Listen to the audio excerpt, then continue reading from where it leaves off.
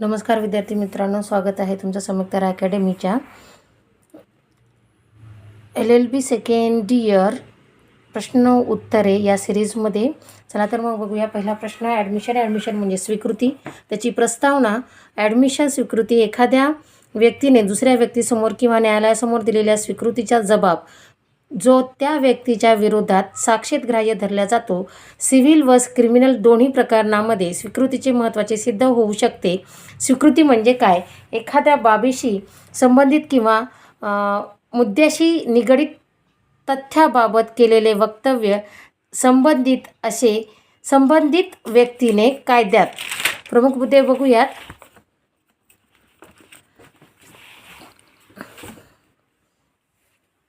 महत्त्वाचे मुद्दे: ग्राह्य आणि स्पष्टीकरण. ग्राह्य प्रकार: मौखिक किंवा तोंडी किंवा इशारेद्वारे. कार्यक्षमता साक्ष्यग्राह्य परंतु पूर्ण दोषारोपणासाठी पुरेसे नाही. वैयक्तिक स्वीकृती नेहमी स्वतःच्या बाबतीत ग्राह्य असते. कोण करू शकतो? पक्षकार, एजंट, प्रतिनिधी किंवा विशेष परिस्थितीत तृतीय पक्ष.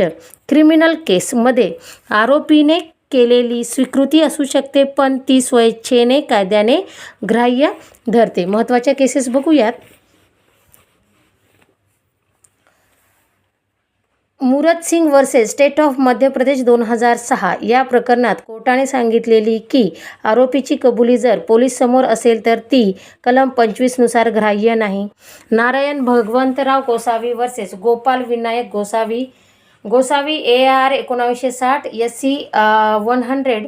स्वीकृती उत्तम प्रकारचे पुरावे मानले जाऊ शकते. पुराव्यापेक्षा जास्त विश्वासार्ह ठरू शकते.